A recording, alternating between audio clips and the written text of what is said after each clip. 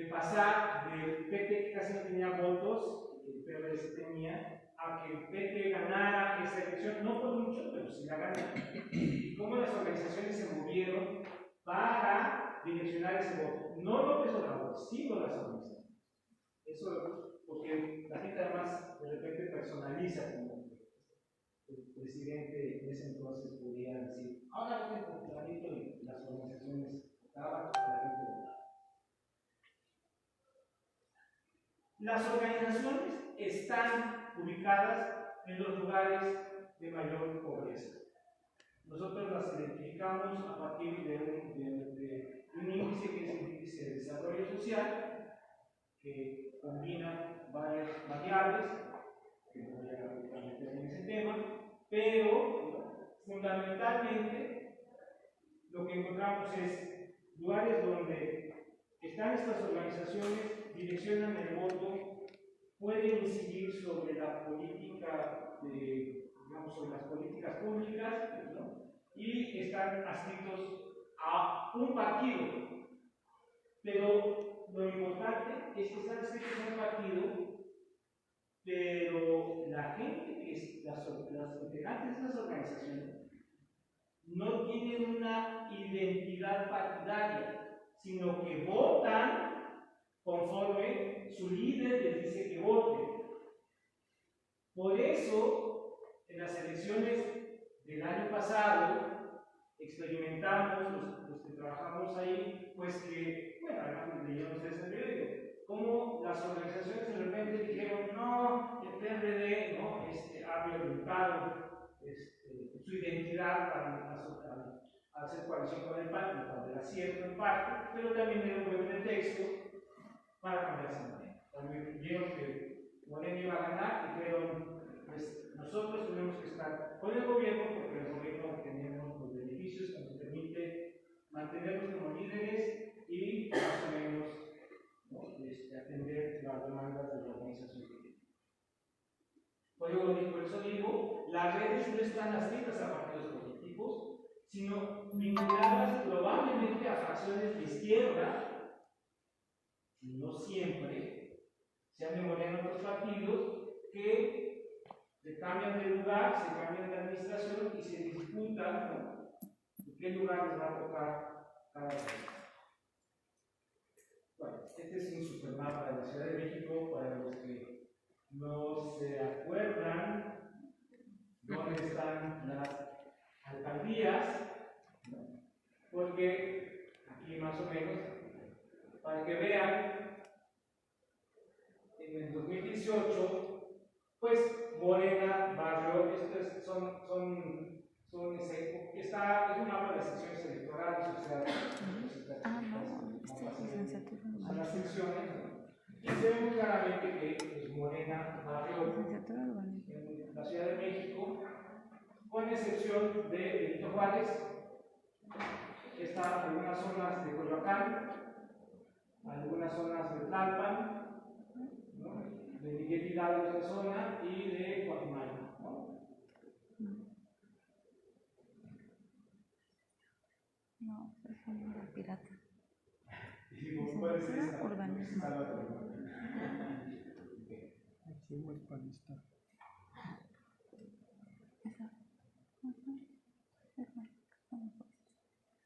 Perdón, aquí en medio está Coyoacán y el doctor Rodríguez y yo estamos haciendo un trabajo sobre Coyoacán y pues le robé un mapa de lo que estamos haciendo, el trabajo que estamos haciendo. Y lo que pueden ver, nada más para que se den cuenta de cómo opera la lógica de la izquierda, es que en esta parte amarilla, que son los pedregales de Coyoacán, esto es la UNAM, ¿no? Y aquí en esta zona que son los Culhuacanes, el PRD tuvo el 45% de votos y bueno, tuvo el 45% de votos y aquí lo que nosotros le pedimos a la persona que nos ayuda con los mapas es que nos mostrara en las secciones la intensidad de la votación, es decir, qué tantos votos metieron a la casilla. Entonces, mientras la bolita es más grande, pues más votos hubo para ese partido. Y que usted puede ver que en estas zonas, este es un clúster. En estas zonas, lo que uno puede ver es que por lo menos el PRD tuvo el 45.7% de los votos, y en estos tuvo, ¿no? Fue una participación mucho más intensa, pues hubo más personas que fueron a votar, y aquí también. Mientras que la clase media y la clase alta estuvieron aquí arriba. Nada más como cosa curiosa, lo que llama mucho la atención de esto es que como el PRD y el PAN fueron en coalición, los panistas no se dieron cuenta de que votaron, y al votaron por el PRD y siguen teniendo al grupo de Toledo, porque con ya se pelearon, se separaron, pero ahora su alcalde, pues fue una gente del PRD, tuvieron una gente. Entonces, pues ahora, ¿qué quiero decir con esto? Estas zonas son las que, estas zonas son las que tienen, ¿para dónde voy? Son las que tienen más organizaciones o más relaciones clientelares entre la delegación o el PRD, bueno, la delegación del PRD, ¿no? Y la votación. O sea, sí se nota cuando las delegaciones meten dinero, muchos servicios, muchas pinacos, ¿no? muchas tarjetitas, en las zonas donde la gente tiene necesidades. Se expresan en los procesos.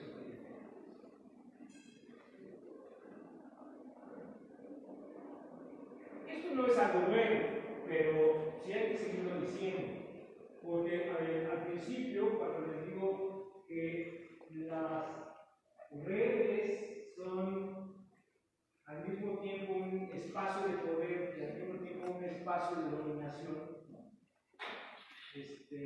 Pues eso opera en muchos lugares del mundo. Con esto dejarían las redes. Muy bien, y pasaría a otra reflexión que está asociada a esta, pero que tiene que ver con el tema de la participación. Y sí quisiera ser muy claro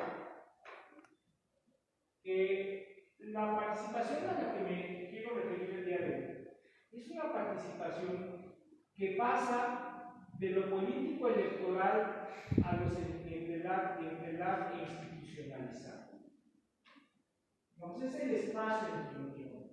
Porque hay muchos tipos de participaciones ciudadanas, hay muchos tipos de maneras de participar, y una de ellas es la formal, no es la única.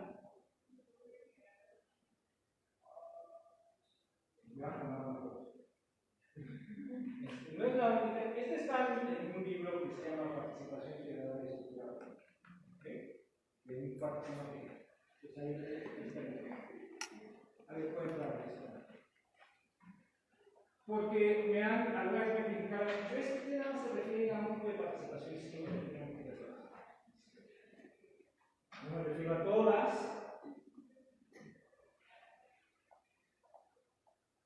En el valor, en el que iba a ser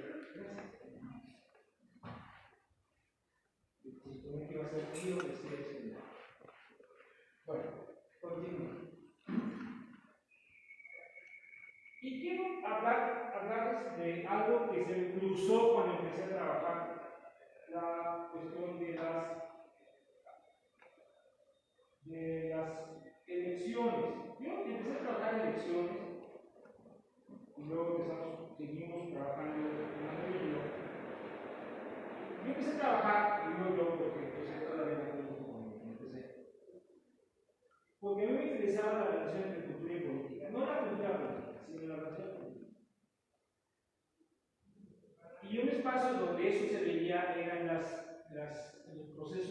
debates, en las campañas electorales.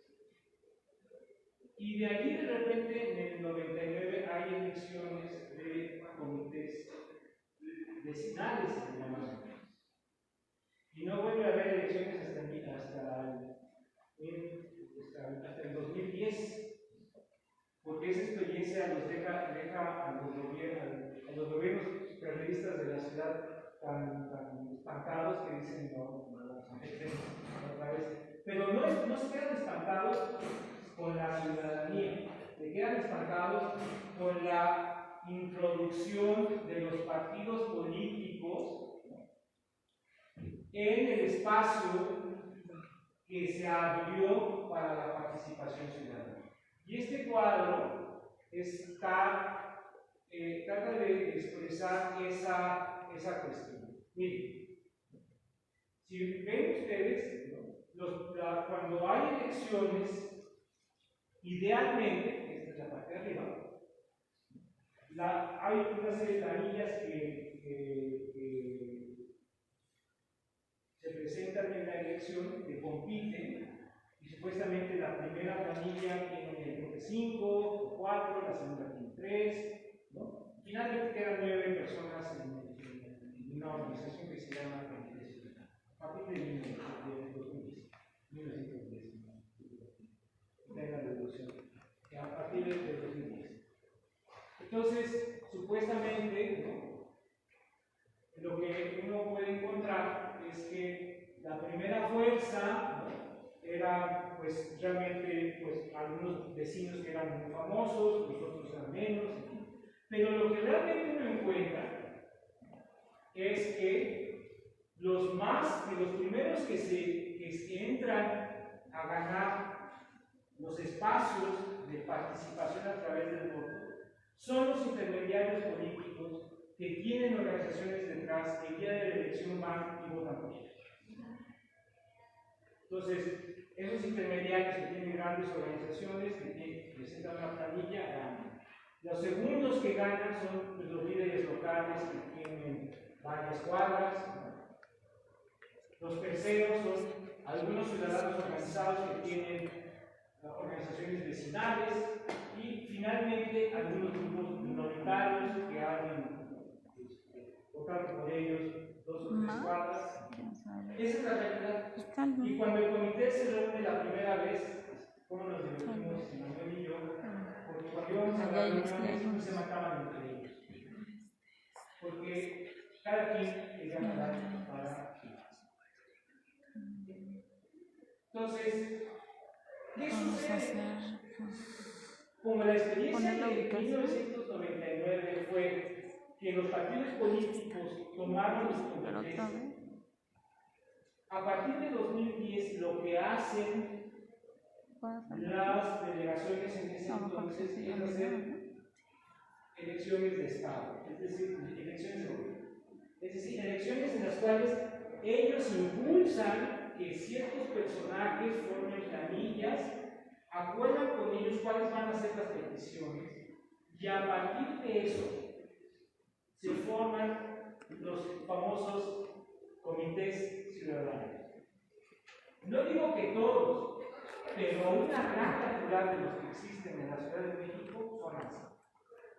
Incluso los de la clase media, como Benito Juárez, etc., también fueron las organizaciones, digamos, vecinales que son fuertes en delegaciones como el Estado de Natalia, que lo acabo de mencionar, y acordaron con los alcaldes o con los funcionarios de la alcaldía quiénes iban a ir, cuáles iban a ser las peticiones que iban a hacer, y los apoyaron para que ganaran los comités.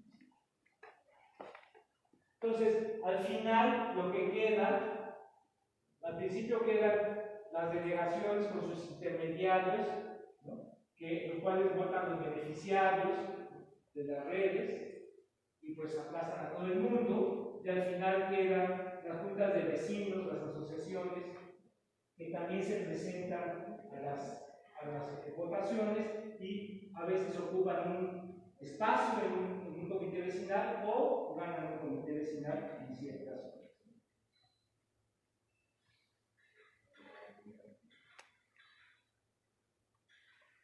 Entonces, pero hay algo que está detrás también digamos, del imaginario de la participación ciudadana por parte de los gobiernos locales del gobierno central. El imaginario de que controlando esta red formal de participación se puede influir en los procesos sociales de las colonias y en los procesos sociales y en los procesos políticos de las colonias. Entonces, por eso también hay un interés muy grande en incidir en cómo se forman quienes los integran. Miren, en 1999, los derechos que tenían los comités vecinales eran amplios y el delegado tenía que atenderlos. Yo fui a algunas reuniones, fui a varias reuniones, bastantes, y eran realmente muy complicadas porque con un gobierno periodista tenían comités listas que se dedicaban a hacerle adecuados, ¿no? al delegado, ¿no? Además el delegado a veces tenía que reunir con 80, perdón, yo pensé que estaba levantando, tenía que reunir con 80, 120 comités, y bueno, pues era mucho. Por eso se tardó después tanto tiempo en retomar la idea de la participación ciudadana. Y además porque los partidos, las facciones del PRD empezaron a darse cuenta de que podía ser una manera de controlar ciertos espacios, o por lo menos poner a su gente, y como sabían que algunos lugares tenían menos influencia que otra facción, etc., entonces pues le ponían trabas a que se volviera a hacer la elección de ciudadanos. Entonces, de esta red que se suponía que idealmente, ¿no?, se iba a tener, eso es la ideal que tenía el gobierno, que iban a poder organizar a la ciudadanía, iban a poder organizar a las organizaciones, a los militantes, a los grupos minoritarios. En realidad, lo que fue sucediendo es que, por ejemplo, en Tepito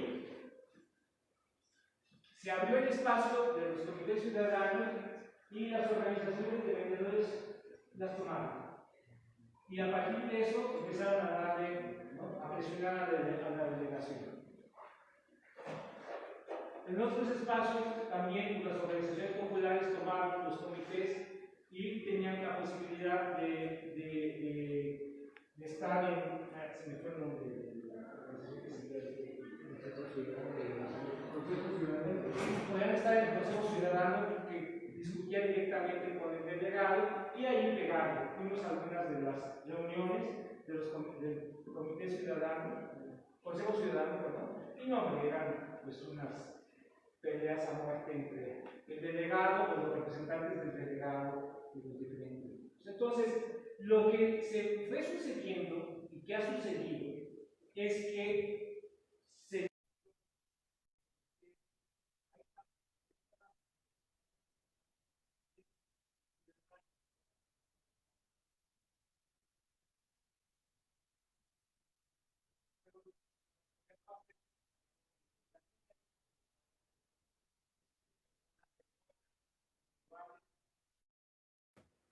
¿qué sucede? Que dicen, el Comité Ciudadano a lo que se va a concentrar es en organizar las elecciones, bueno, la selección del presupuesto participativo. Perdón, se me fue el nombre, las mesas de recaudación de opiniones, que son MRO o de recopilación de opiniones, ¿no? Entonces, por ejemplo, aquí tenemos, y dijeron en algún momento, también vamos a hacer elecciones por internet. Y a mí me llama mucho la atención que, por ejemplo, en colonias tan populares como Peñón de los Baños, no sé si conozcan por allá, pero el que conozca, pues tenga más opiniones por internet que físicas. Y es que empezaron a suceder cosas muy curiosas. Las organizaciones políticas de allí empezaron a incidir sobre qué es lo que las personas podían pedir a través del presupuesto participativo. Esto está asociado con esta, perdón, ya no la puse. No puse la tabla. Hay una tabla en la que les muestro de repente que todo el mundo decidió pedir camiones de basura, porque la Ciudad de México levantaban camiones de basura, y los ciudadanos muy conscientes pidieron camiones de basura. Fue uno de los ejemplos muy buenos de lo que sucedió en la Ciudad de México, de que se muestra que el gobierno empezó a controlar a los comités o a negociar con los comités de manera tal que las necesidades de los comités, yo no digo que el camión de basura sea necesario, pero había otras peticiones que fueron diluyéndose en el camino.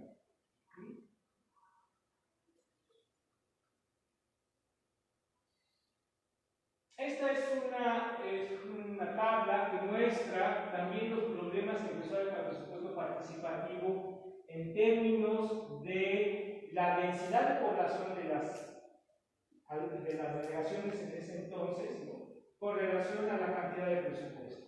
Milpalta tenía 212 pesos por persona en cierto momento hace 4 años. ¿Por qué? No, la verdad es que no me senté para esta plática, no me senté a buscar los datos, a hacer una tabla, que es una monserga hacerla, ¿no?, los datos actuales, pero lo que se muestra, y sigue igual, es que Milpalta, como es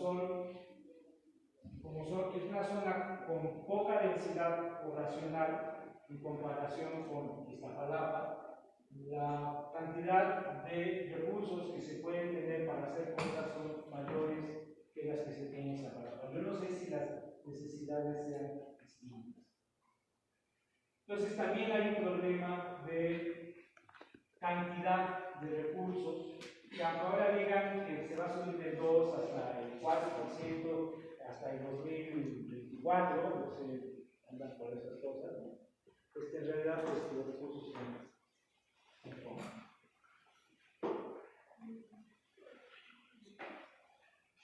Ahora, en otros espacios de la participación, que no son los de los comités, tampoco estamos muy bien.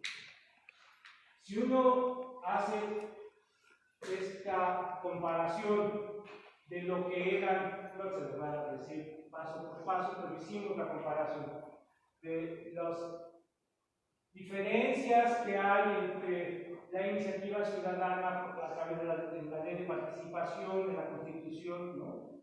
Pues la verdad es que no ganamos demasiado en la ley de participación ciudadana que tenemos actualmente.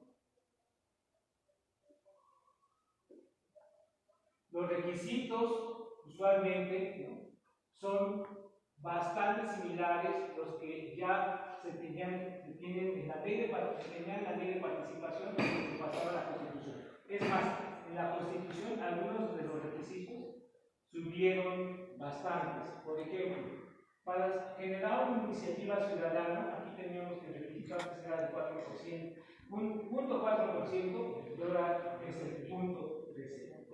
Por decirles algo. Y eso sube muchísimo la cantidad de personas que tienen. 0.13 sobre la cantidad de gente que vota, que es el padrón electoral.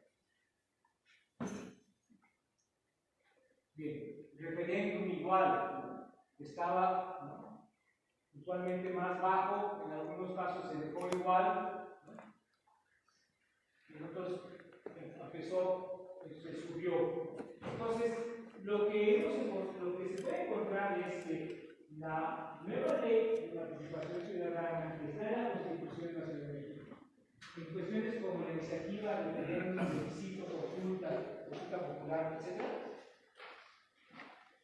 tiene usualmente requisitos más altos que los que existían antes de la Constitución.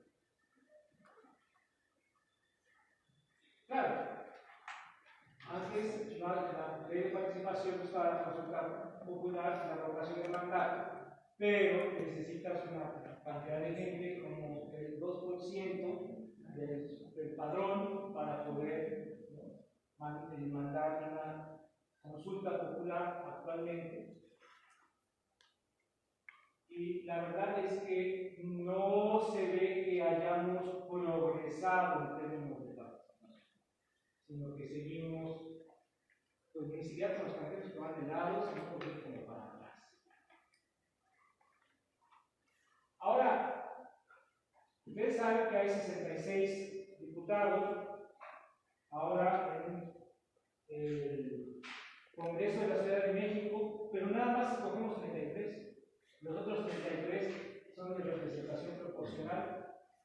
Además, se pueden elegir. No se consulta a las comunidades ni pueblos originarios.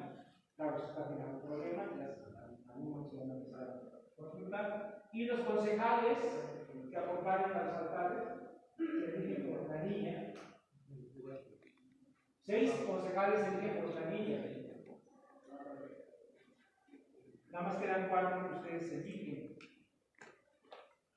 Entonces, estas cuestiones sí están generando problemas en lo que es la representación o la participación ciudadana formal, legal, a través de votaciones. Gracias.